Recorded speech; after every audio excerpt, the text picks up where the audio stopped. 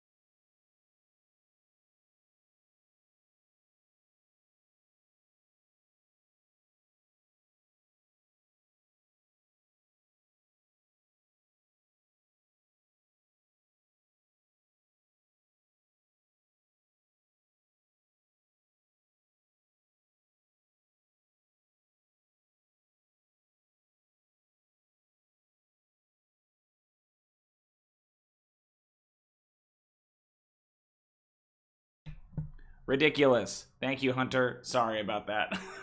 Crazy. Ugh. Okay. Anyway, so what I was saying, this is ProTM Productions, everybody. It's just me. It's just me here. Just me. Am I still muted? No, I can't still be muted, am I? No? No, I'm good. Okay. God, what a day. What a day today has been. That's okay. That's all right. Looks like it's fine, right? Am I good? Okay. So, we were talking about the Crawling Claw. The Crawling Claw is a... beautiful. Great. I suddenly got panicked. The Crawling Claw is a very cool monster on spec. That's my first problem with it. I really, really like it. I think it's a cool concept for a monster, right? I had not heard of it before 5th edition, and I opened it, and I was looking at saw the picture, and I got really excited about using it. And then, months later, when I finally got around to putting it in my campaign, I discovered that it is functionally useless. It's a CR0 monster. CR0. So there's almost nothing that the thing can do as a monster that really can threaten the party. And that's kind of, I think, the big travesty of this monster is you see the image, and I understand why it's a CR0. It's just a hand, right? But you get excited about it because of how spooky and cool and interesting it is. And then you realize that, beyond, clawing you for, 3 damage, it lasts for a single round, probably. It's got 2 hit points. It's functionally a minion, right? And it's useless. There's nothing you can really do with it mechanically. So, the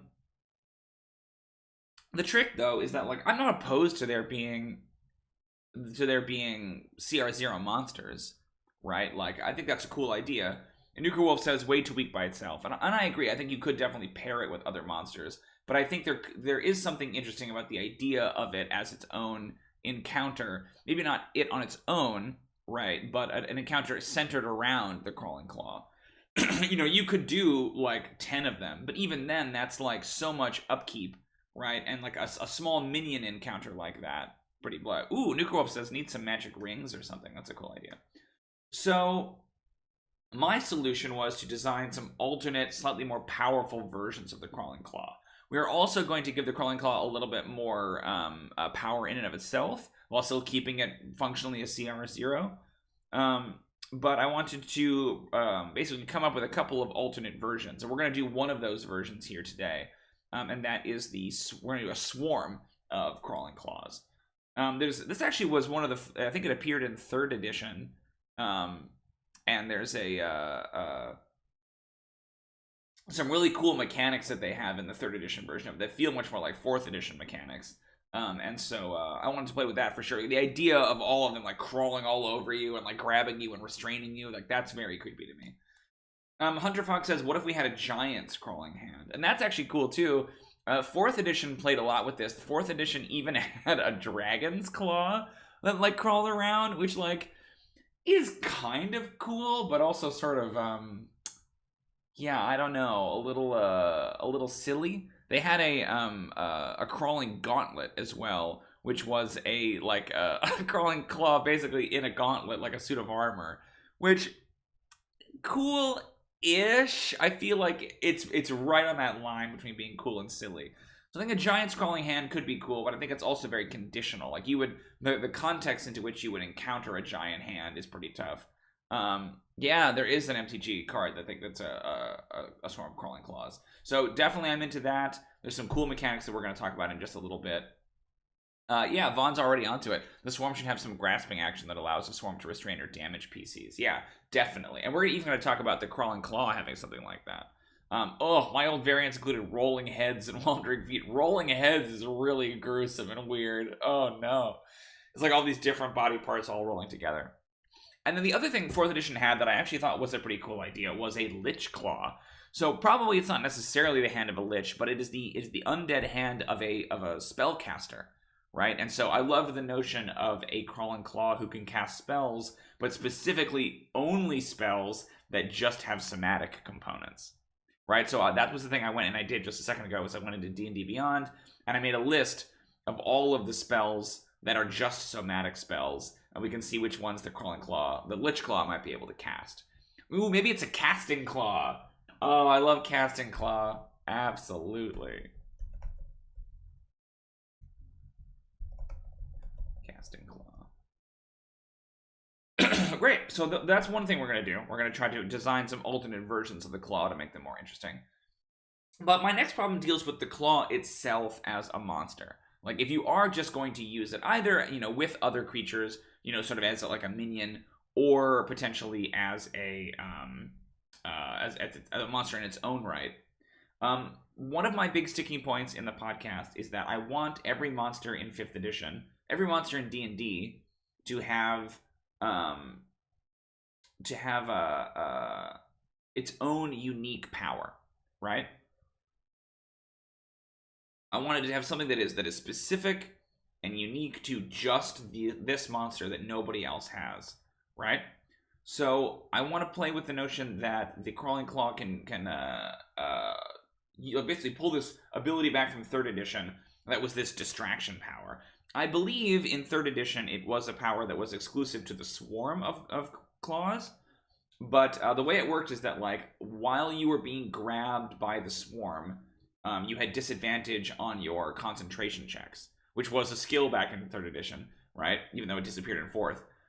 And I think that's actually a really, really interesting mechanic, because it's not something that we've really played with at all in 5th edition as a monster ability, right? The ability to interrupt or disrupt a spellcaster with anything other than, like, counterspell, right? So imagine a scenario where you have a lich that has, you know, a lot of undead minions and you're fighting them. I know there are zombies and skeletons and whatever, but one of the types of minions are these Crawling Claws, who are specifically designed... Oh, oops, this Crawling Claw still has its swim speed because I had to borrow the crab one. So the Crawling Claw does not have a swim speed. Keep that in mind. I forgot to remove that. His swimming hand. But the Lich is sending out these minions, right? They are specifically sending the Crawling Claws to go and harass enemy spellcasters. Like, they gives them a very specific mission, right? And so you probably do like an attach style ability, much like the Sturge, where the Crawling Claw like leaps onto you and attaches to you, and then while it's attached to you, you know, you have a disadvantage on concentration checks, or disadvantage maybe even on like attack rolls and things like that. So that way you have to decide, like, okay, do I pull this thing off of me, right, and spend my action doing that instead of casting a spell, or do I cast my spell but then potentially have, you know, a disadvantage if I get hit with any kind of an effect or something like that, right? So yes, they could still claw, they could still scratch. You could probably even bundle it in and say that, like, you know, the Crawling Claw grabs you, and then each round you take some bludgeoning or scratching damage, and right, you have a disadvantage on concentration. I like them as these little, like, mines that the Lich is throwing out and landing them on, sticking them to players. These little sticky bombs, right, that go out there. Ooh, sticky bombs makes me wonder, maybe when they die there's a little bit of a, like, necrotic burst. So that's my idea for how to give them a little, something unique, something that, like, only they can do and no other monster can do. And then lastly, the Crawling Claw's lore is, I think, more limiting than it is helpful. In the monster manual, I don't have it with me, but it's really interesting. I talked about this a couple weeks ago, where the cockatrice as a monster has, like, this tiny amount, it's a tiny stat block, right? But then also a tiny amount of lore, right? Ooh, that's interesting. Nuka Wolf hand-holding tries to hold a magic user's hand to stop them from using somatic spells. That's cool. But it's got tiny, like, stat block, but it's also got a tiny, tiny, tiny amount of lore. And it's like, wait a minute. But the page is covered with this huge picture of the cockatrice. And to me, that felt very, like, creatively bankrupt. Like, it's fine if the monster has a simpler stat block. Like, I would argue the cockatrice could be a little more interesting, but we talked about that already. But it's also like, well, then why aren't you saying more about it? Like, it's not like you couldn't talk about the origin of the cockatrice or whatever, right? And so they do the opposite thing with a Crawling Claw, where it's a relatively small stat block, as you can see here, but it's got tons of lore. It talks a lot about how they're made and their process and all of that stuff, right? So the problem is, though, that, like, that lore gets so hyper-specific. Like, according to the lore, they are exclusively the severed hands of murderers that have been reanimated by like dark wizards and warlocks, right? And that's so corner case that it feels very limiting. Now, obviously, you know, you can reflavor and do whatever you want on your own, of course. But if you're a new dungeon master and you're picking up the book, and that's what they say a crawling claw is, how do you MacGyver your story in order to get this very specific kind of monster in there? Like, off the top of my head, I can think of like 3 or 4 other potential origins for a crawling claw, and I feel like that's something we should be exploring in the official lore as well. So those are our 3 fixes. We've got, you know, design some alternate versions of the crawling claw. We've got the distraction power, and then we've got some more potential origins for a crawling claw, other ways you might create one or they might be made. A bunch of chats that I missed here, so let's dig in. Crawling claws need some horror trope options, such as being able to drop down from above or burrow or do other creepy things. Yeah, that's cool. They do have climb speed, so I think maybe a spider climb power might help them do that. Maybe it wants a body back and tries to take over someone if they replace their hand. That's cool, kind of a hand effect kind of thing. Hand holding, I think Nuker Wolf says, could just be a function of the distraction power. And then, does the Mage Hand spell grant a Crawling Claw fly speed? Ooh, that's interesting. I was thinking maybe that the Lich Claw, or the Casting Claw has a fly speed, right? Ooh, animate object on a hand, on a severed hand? That's a great one. I love that. So, I'm going to write down some of these ideas really quick. I wanted to do something about, like, a mummified hand.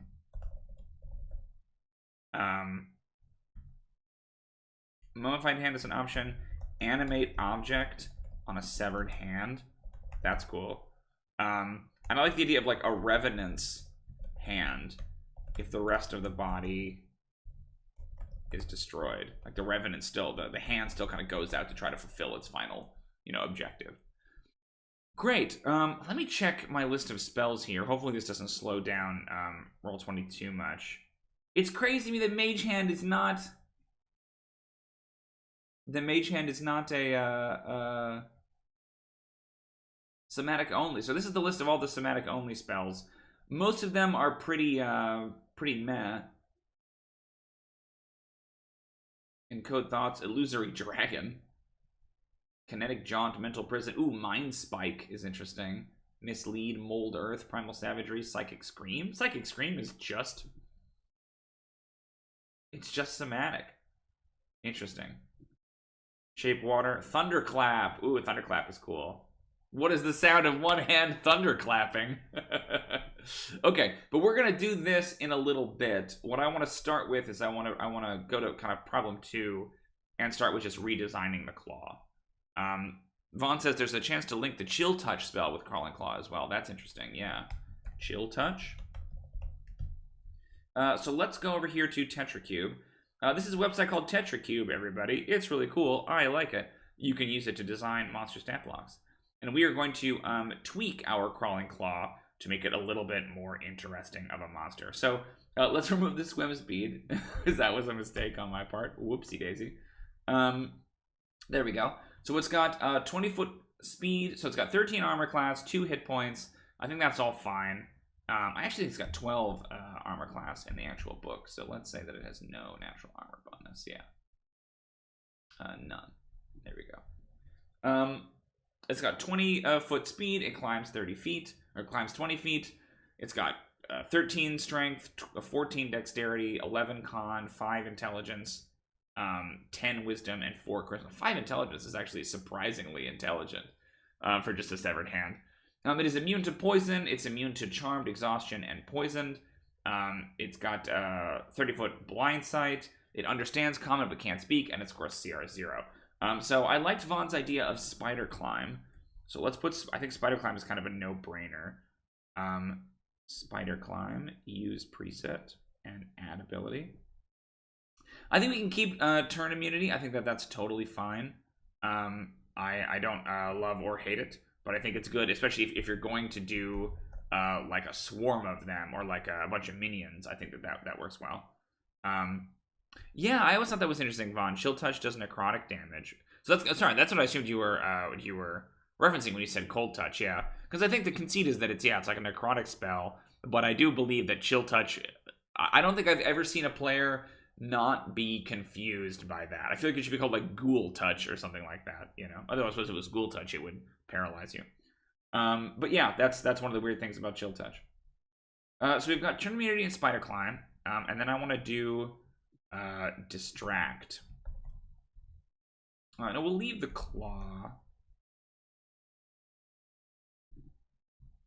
Distract. Okay. So, a creature. Ooh, let me get the Sturge, because I want to see how that's worded. I don't know why, but I really like attached powers. Like abilities where the monsters like climb onto them, right? Ooh, yeah, make Constitution a spellcasting ability. That is a good point, Shadow. We could also make the Casting Claw have higher intelligence, right? The like more vestige of the spellcaster got left in the hand. Yeah, that's what's weird about it though, Vaughn, right? Is that Chill Touch like feels like it should be a cold spell, but nope, it is a necrotic spell. So no, that's a perfectly reasonable error to make. So we are on Crawling Claw. Oh no, let's look at the Sturge. What am I doing? Looking at the Sturge because I want to look at how attach works. There's something I like about that. There's something horrible about it, like being on you, not just like, okay, I hit you, right? Like I think it adds a little bit of extra horror. This is such a stupid point, but has anyone ever noticed how weighted the monster manual is towards the front of the alphabet? That like you're almost 2/3 of the way through when you get to M, which is halfway through the alphabet. But like there's very few monsters that start with kind of the second half. Where's the Sturge? Here you are. Blood Drain. It makes an attack, 1d4 piercing damage, and so we'll just actually keep this Claw. And the Claw attaches to the target.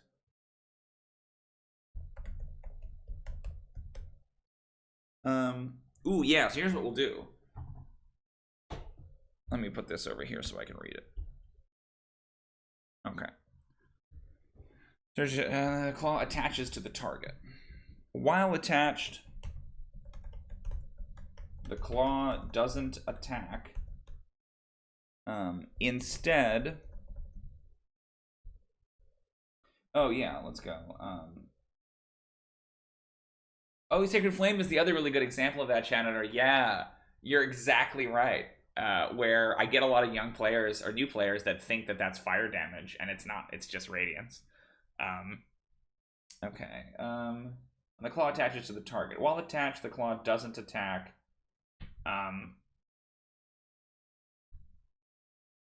Well, I guess it would have to attack because it's on you, right? So, like, the Sturge just sticks its proboscis into your skin and then drinks your blood. Yeah, it would be a flat DC 10 concentration check. Yeah, that's cool. That's my idea, is that, like, if the Claw is on you, then each round you take a little bit of that damage, right? And that means that if you leave it on you and you have a concentration spell, that it's more likely to stop it. So you could take your action to pull it off, but then, you know, that's your action economy, right? Okay, so let's go. The while attached, the Claw can make an attack. Or the Claw can only attack the creature it is attached to. It is attached to, and makes those attacks with advantage. Attacks with advantage. The creatures, let's see, this is target, can only attack the target it is attached to, but makes those attacks with advantage. The target has disadvantage. Boy, I'm trying to figure this out. While the Claw is... Ooh, a Troll Claw is actually, like, kind of going back to Hunter's idea earlier of a Giant's Claw. A Troll Claw is interesting as a monster because, you know, it's been, like, severed. And it isn't necrotic, technically. It's just a severed troll's hand. While the claw is attached, the claw can only attack the target it is attached to and makes those attacks with advantage. A creature with a crawling claw attached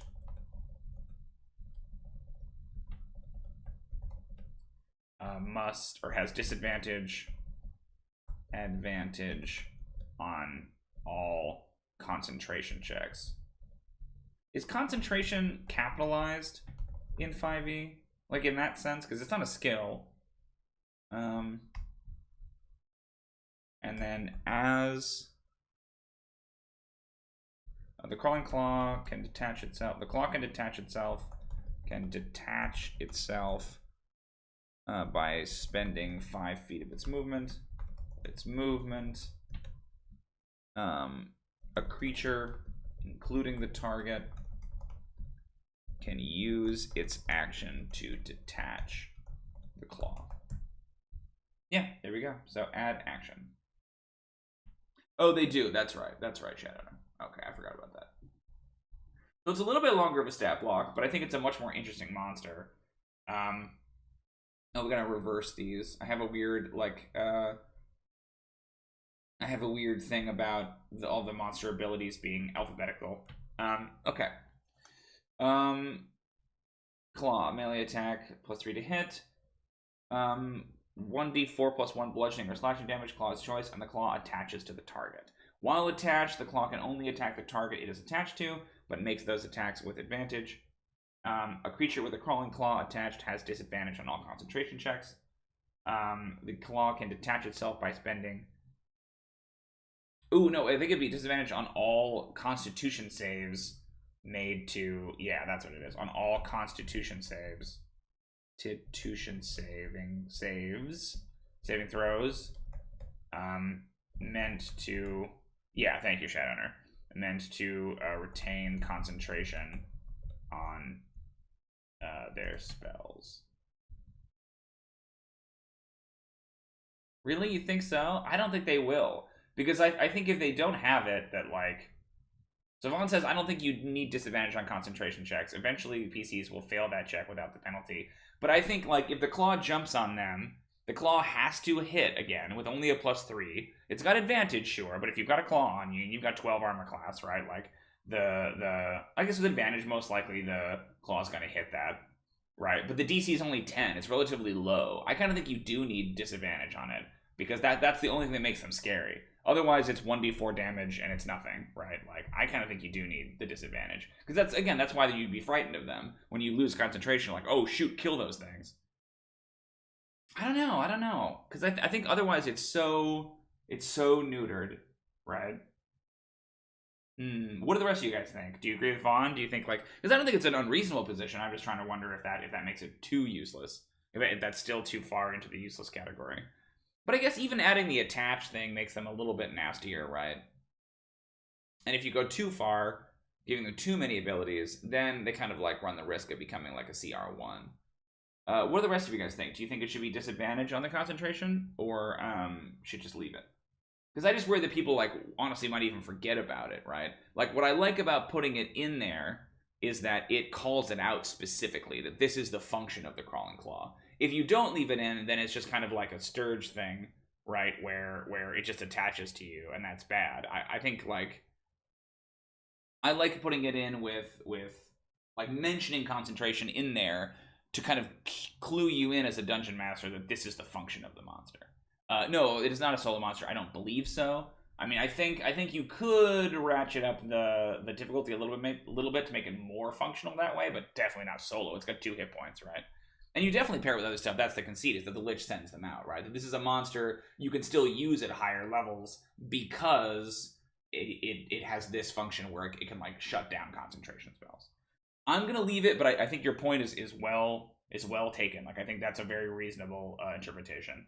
I just want there to be something in the text of the ability about concentration checks. Creature with a crawling claw attached has disadvantage on all Constitution saving throws meant to retain concentration on spells. To retain spell concentration? How would you frame that? To maintain spell concentration. Maintain concentration on spells. Okay. Add action. Great. That's how I'm gonna leave it. I think Yvonne, respectfully, I think that's definitely another way to do it. But I think the swarm is gonna have so many other nastiness. Great. I love that. Cool. There we go. We have the crawling claw. Nice. Let's do the swarm, shall we? So in order to do that, let me save this. This is gonna be a little weird because we're gonna have to transfer over some of these powers to a swarm. So do we use a swarm as the base block? I kind of think so. How tough do we want our swarm to be? We want this swarm to be like, if the crawling claw on its own is like basically CR0, right? Like, maybe we go CR 1/8. I don't know. It's so. Oh my gosh, go back. It's so minor. It does so little damage. Well, only +3 to hit anyway. But what do we think? Do we think like, I'm thinking like a CR for a swarm of crawling claws. Like most swarms are like relatively low power. Like most swarms are somewhere in the range of like, 1/4 to 1, somewhere like that. Because I think for the most part they are, small mundane animals. So it's a swarm of bats or a swarm of ravens or something, right? The crawling claw feels a little bit more substantial than a bat or a rat. But I don't think you want to go so far as to say like a CR3 or a CR4. I'm thinking like a CR2 maybe for a swarm of crawling claws. It's still pretty weak, but you could see them being nasty in larger groups. Maybe CR4? That's pretty big for a swarm. The cranium rat I think is CR5. So saying that's like, I hate to put CR3 because there's like so many things for CR3. But let's maybe do that. Let's maybe do 3. So it's like not quite as bad as a swarm of cranium rats, but still bad.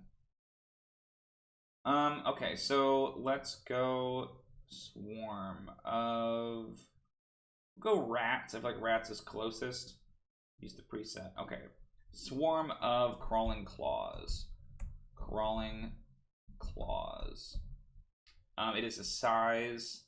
It is a medium swarm of tiny undead that is neutral evil. Neutral evil. Now the rat swarm is a CR 1/4. So what do we have that is a comparable CR3 monster? I think. Oh, does it? Does it have a swarm of zombie limbs? Oh. Let me look at it. This might slow us down a little bit as I pop over here to do a D&D Beyond. Ooh. I like that, Vaughn. Vaughn says the danger of this swarm is that it takes more than one action to remove the claws. Just give it more hit points and resistance to individually targeted damage. Yeah. That's cool, Vaughn. I like that. If you get grappled, it takes like multiple successes to pull them all off. That's cool. Swarm of zombie limbs. Let me see what the swarm of zombie limbs has.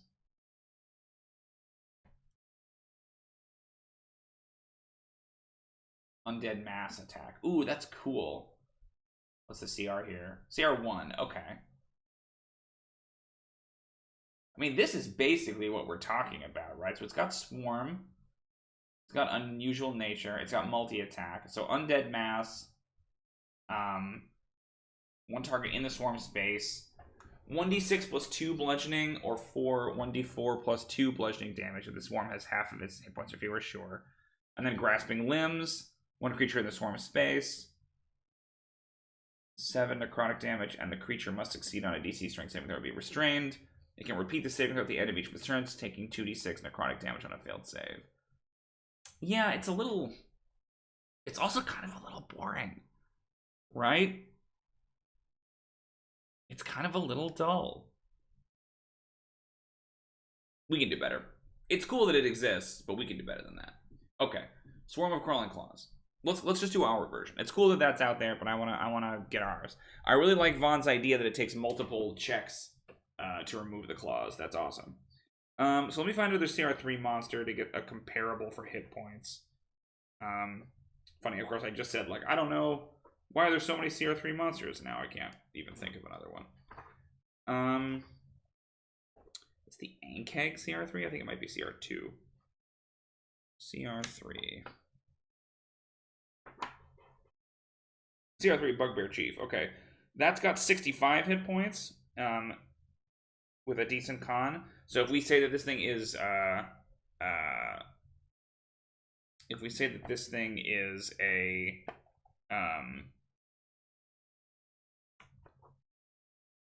we say that this thing is a swarm, that it has resistance. So then if it's 65, we'll say it's like roughly in the neighborhood of like 30 hit points for a CR3, right? If we're trying to get like in that neighborhood. Where's my crawling claw? Boy, I really cannot find anything in here. Crawling claw. Here we go.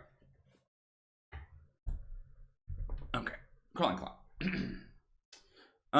So definitely the strength would be higher because this is a huge swarm of them. I almost want to go. Oh wait, we're not even there yet. So hit dice 7. It's got 24 hit points. Actually, that's not too bad. Let's go 10. 35. Okay. Crawling Claw's got 11 Constitution.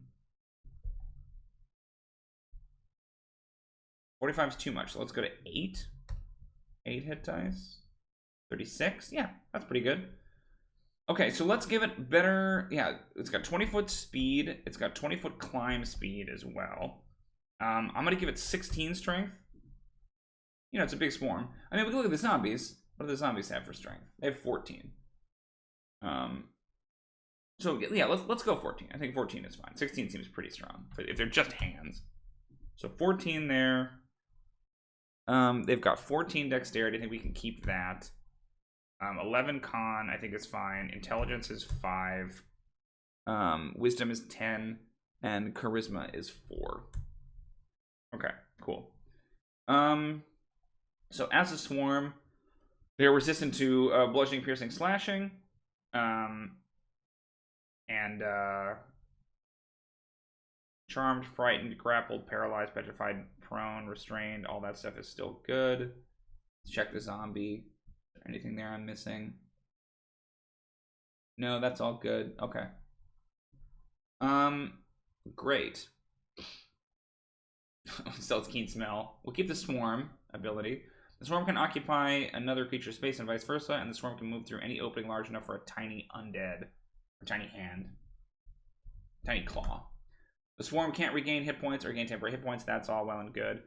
10 claws with 2 hit points would make each swarm with 20 hit points. Each make a swarm with 20 hit points. Perhaps you have to reduce the swarm hit points below half to remove claws as an action. Oh, interesting. Yeah, it's getting pretty technical, but I think that's kind of interesting. Update this. Oh, did I not put that in? Okay, add ability. All right, we want spider climb and turn immunity. The swarm is immune to any effect. That two effects that turn undead. Cool. That is one of its abilities.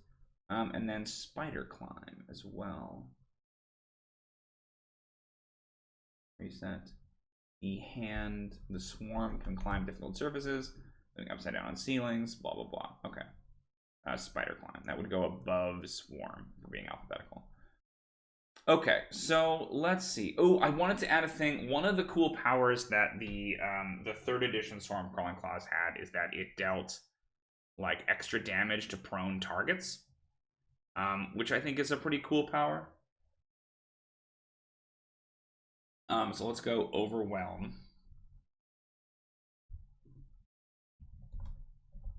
I kind of think it's something like all swarms should have, frankly.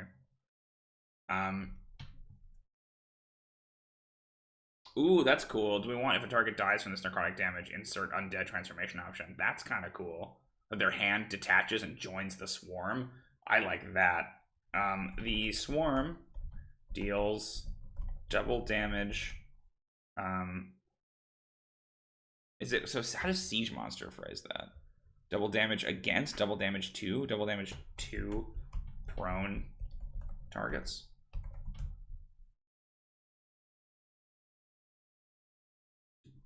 Overwhelm would be first. Yeah, overwhelm. Okay, so claws. clause. So this is going to be, if it's CR3 and it's got 14.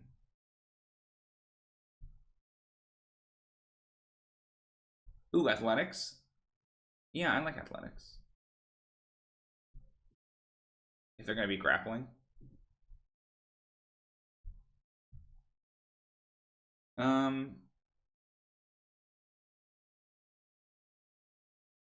They could. Yeah, I think maybe that the grab pulls you prone, right? Like they grab you and then they take you to the ground and then you take double damage while you're down there. Or overwhelm could just be one of those things where they can't pull you to the ground, right? But it's like a cue to design them in encounters with creatures that do knock you prone, right? Or effects that knock you prone. I think that's one of those ones. It's kind of like Siege Monster, where like if you see something like that, like the tree and deals double damage to objects, and you kind of want to put them in an encounter where there are objects to destroy, right? I think we can give them athletics, and if a DM wants to do that, it wants to say like, yeah, they're gonna knock these people over. Great. If they, but I think saying that they grab you, they knock you prone, and they are hard to remove, that might be a little overkill. Okay, so the bonus here is going to be +4 to hit, reach 0, one target in the swarm space. I think the damage here is actually okay, 2d6. I think that's what the swarm of zombie limbs has. We should do d4s though. What if we do? Because it's got to be a round number. So what if we do? What if we keep the damage relatively low? That it's 2d4 piercing damage, or 1d4 piercing damage if the swarm has fewer than half its hit points. And the target is grabbed. Is it grappled? Yeah, it's grappled by the swarm. While grappled, the target is restrained. Now the trick would be, how do you asked this question earlier, how do you how many actions do you want to make a character spend to get these things off? How do you keep track of that, right? Yeah, put them in slippery environments. Yep. I think I like sometimes putting in abilities as little cues to the dungeon master as to what kinds of encounters to put them in, right? Now how do you keep track of how many actions they have, right? Like, maybe it's a point where like it's less about them spending more actions and more about like they are unable to escape until the swarm has fewer than half hit points, right? Because like I don't know how you would track it. I mean, you could just say like, in order to escape, a character must spend 3 actions or 2 actions maybe to pull the swarm off of them, right? Must succeed on 2 athletics checks. Yeah, the target is restrained. Escape DC. What would that be? It would be 8 + 2. 8, escape DC 12. In order to. Ooh, no, but yes, it already has immunity being prone. Yes, good thinking though. In order to escape, the target must succeed on 2 athletics or acrobatics checks. Acrobatics. In order to escape the grapple checks instead of 1.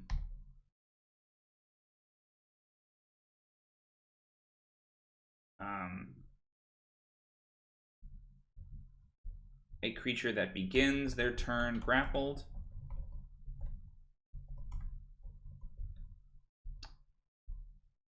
the swarm can only grapple 1 target at a time. 1 target at a time. A creature reduced to 0. But if it was a strength save, wasn't the point that they want to spend multiple actions? Because if it's just a strength save, then they just escape, right? That's not traditionally how grapple works, right? It's an action rather than a save. Increases your hit points by this attack. By this attack, dies, and in 1 minute, both their hands detach and join the swarm. Join the swarm.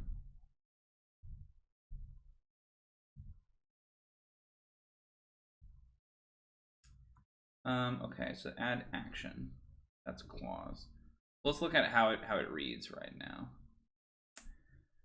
Mainly weapon attack. +4 to hit, reach 0, 1 target in the swarm space. Hit 7, 2d4 piercing damage, or 3, 1d4 piercing damage if the swarm has half of its hit points or fewer, and the target is grappled by the swarm. While grappled, the target is restrained. Escape DC 12. In order to escape the grapple, the target must succeed on 2 athletics or acrobatics checks instead of 1. The swarm can only grapple 1 target at a time. Creature reduces 0 hit points by this attack, dies, and in 1 minute, both their hands detach and join the swarm.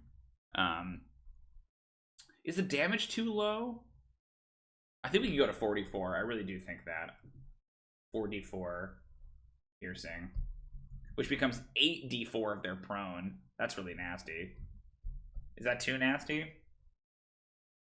Like, what's 8d4? Like, the most you could get on 8d4 is like, what? 24? No. 36? Math. Oh my gosh. Wow. Sad. Oh no, my dumb brain. 32. 32. That's what I was thinking of. I sometimes get 8 and 9's multiplication mixed up. So 32 damage. I don't think that's that bad. I mean, like, for a CR3, sure. That's if you roll maximum damage and they're prone, right? Yeah, okay. How much is the zombie swarm deal? Why is so low? 1d6 damage? What? Oh, because it makes both. It makes both. I see. I was like, why is that damage so low? Let's maybe do 3d4. Thank you. God, my stupid brain. Okay, let's do 3d4 and 1d4. So it's a little bit big. The most I could get is 6d4. Right? Yeah, there we go. Okay. Oh, let's put that in. So add action.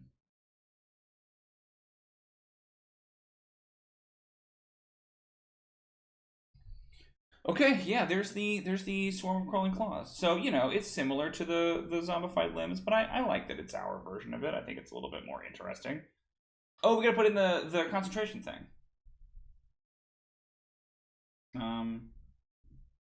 A creature grappled by the swarm.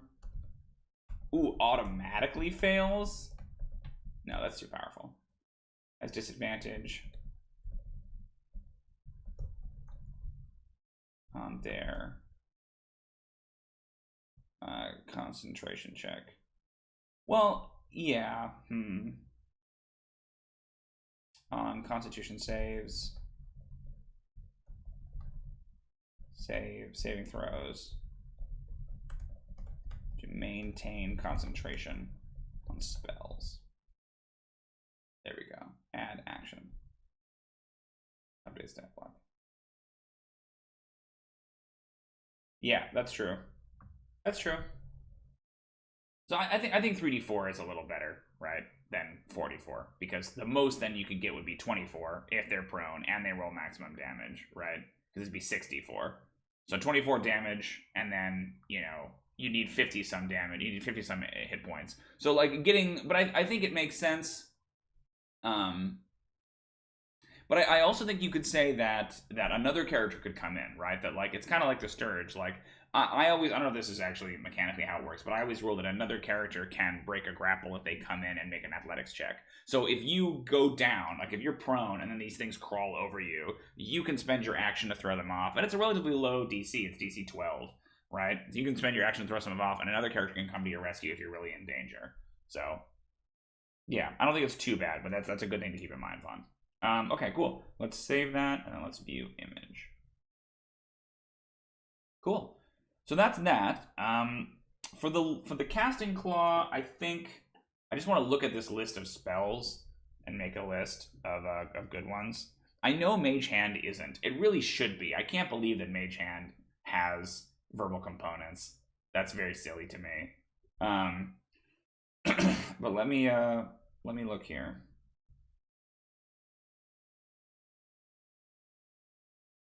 I like counters, so let's try to make a list of like potential spells it could have. I like the idea of the Lich Claw having a fly speed. That it's a casting class of fly speed, like a la Mage Hand.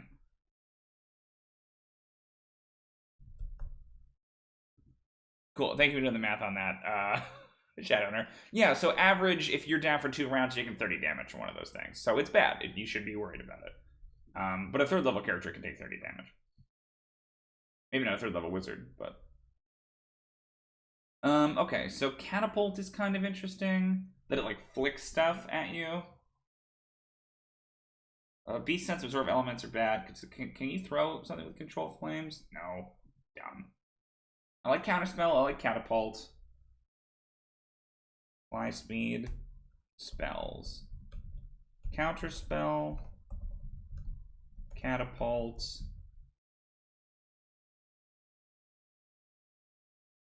Mind Spike.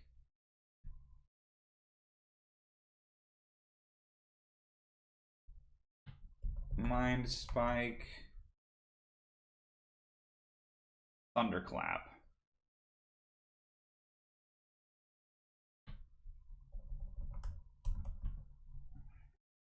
Counterspell, Catapult, Mind Spike. I think that's okay. I think it's all right if it has fewer spells because, you know, it's gonna have like I don't like monsters that have a huge list of spells that you have to like figure out and look up, right? If it's only got a couple of them, I don't think it's so bad. So probably you do a thing where it's like innate spell casting or whatever rather than actual spell casting. That it's like somehow retained the ability to cast some of these spells. And I honestly think that's fine. Like I don't think you give it the claw ability. Maybe it's got claw as a basic attack, but I think its primary function is that it casts these spells. Yeah, that's cool. Let's think of like I would love to think of 1 or 2 more potential origins. Like I actually think we're okay for potential origins. So we have the Mummified Hand. I love Animate Object on a Severed Hand is interesting. The Revenant's Hand, if the rest of the body is destroyed. What's this Chill Touch idea? Like, if a character is killed with the Chill Touch spell, like, if a creature is killed with a Chill Touch spell,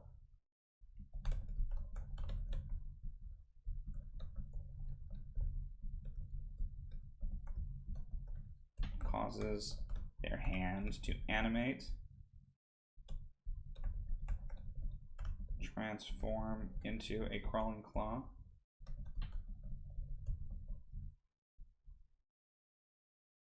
That's interesting. Yeah, let's look at touch spells. But then it's like, how is it doing some of the other, you know, some of the other things?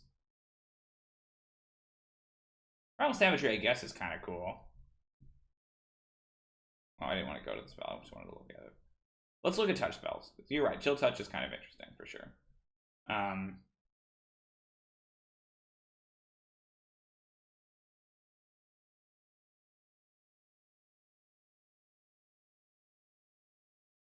Okay. That seems pretty normal. Could be Primal Savagery, I guess, but that feels very druidic to me. Let's look at touch spells. See if there's any good ones in there. Melee range, touch. Is that not a thing? How do you...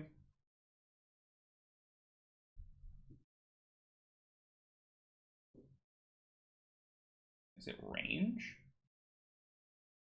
Damage type, can you not sort by touch? Conditions, casting time. Melee, I guess.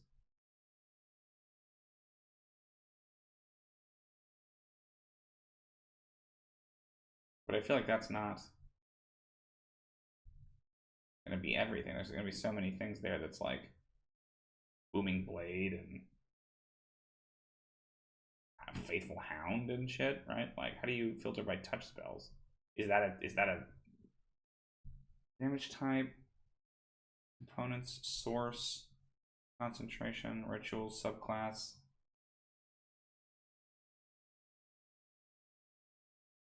I just thought the idea of it doing somatic components was interesting, right? But it kind of plays into that a little better. Ooh, Shocking Grasp. Yeah. Yeah, maybe you're right. Maybe you're right. Vampiric Touch, yeah. You're right.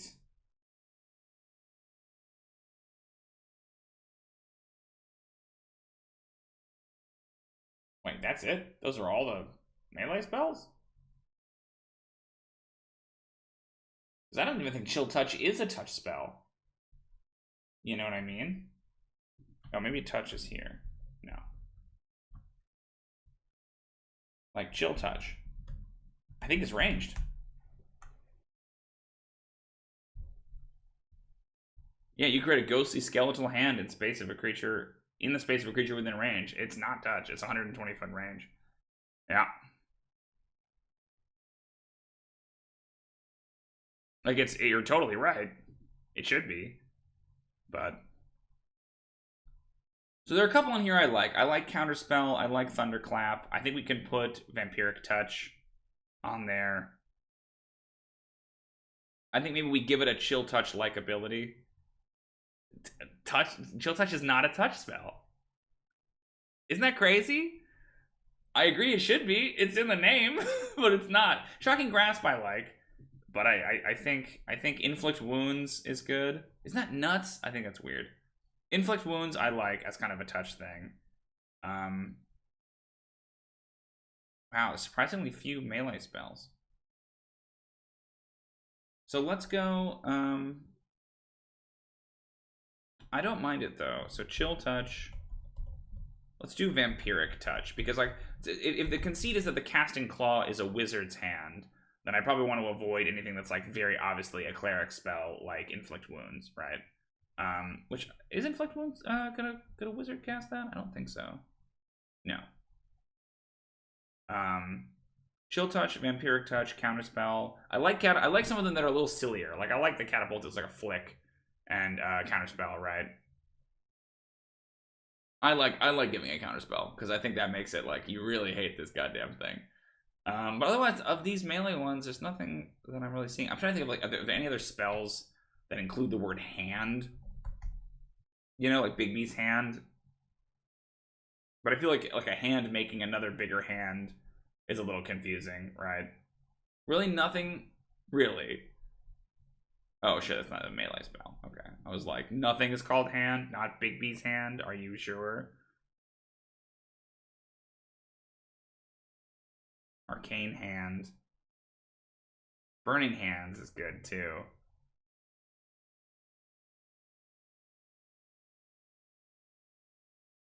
I might put Burning Hands in there. Oh, we put Shocking Grasp too. I forgot about Shocking Grasp. Okay, that's gotta be enough. I don't want to overload it with spells.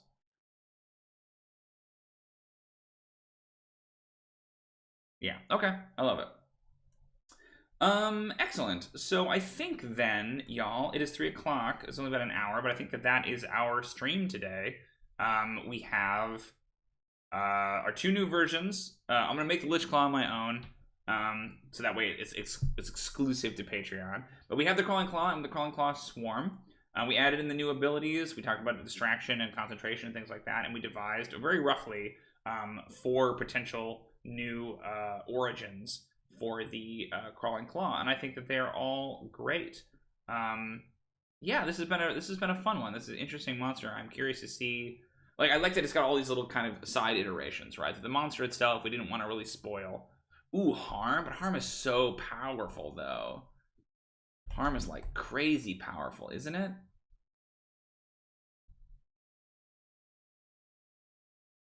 $14d6. Oof. Kind of cool though. Yeah, it's got 1 slot and it can do harm. I like that. I like that.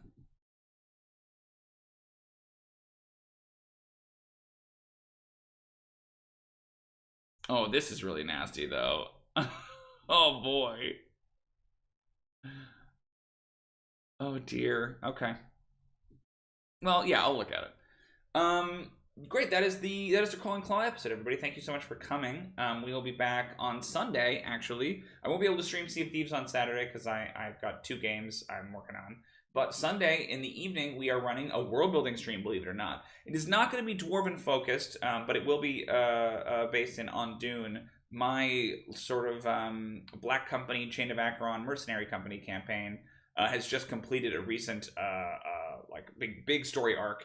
They're going to take a new contract and travel across the world to some other location, and I need to figure out where that is and what's going on in that location. So that will be on Sunday. I'm looking forward to that one. That's going to be fun. Just kind of like the best part of being a dungeon master, in my opinion, like the fun world building stuff. So that's on Sunday. That'll be at, I believe, 6 p.m. PST. So come check us out. Ooh, Finger of Death is good though too. Ooh, Finger of Death. Maybe that's better than Harm. Because Harm is just like a range. I think it's got to be Finger of Death. You know, it's even a higher level. Oh God, I like it though. Let's do Finger of Death. Shh, don't tell anybody. You can do it once, right? Don't tell anyone. Okay, great. But if you like this video, please consider subscribing to the channel. Please click that like button just down below you to help get a few more eyes on the video. Click the bell to get notified when we go live. You can find me on Twitter. You can find me on Discord. You can find me on Patreon. I want to make one quick plug for Patreon because that is where you will find this monster and all the other monsters that we design here on the stream. $1 gets you access to the monsters as they're released. $5 gets you access to the Trove, which is a big, massive Google Doc, or a big Google folder filled with monsters and subclasses and adventures and all kinds of crazy stuff. Go check that out. Thank you so much for coming and hanging out with me. I'll be back, as I said, on Sunday for a fun world building stream. But until then, thanks for watching. Oh, a shout out to Vaughn and Shadowner and Nuker Wolf and Hunter for all coming and hanging out with me and dealing with my technical issues as I got started. But I'm glad that I got that figured out because it made the stream a lot more enjoyable. I gotta drink some water, but thank you for coming, and I will talk to you all later. Until then, happy adventuring. Turn off my camera. There we go.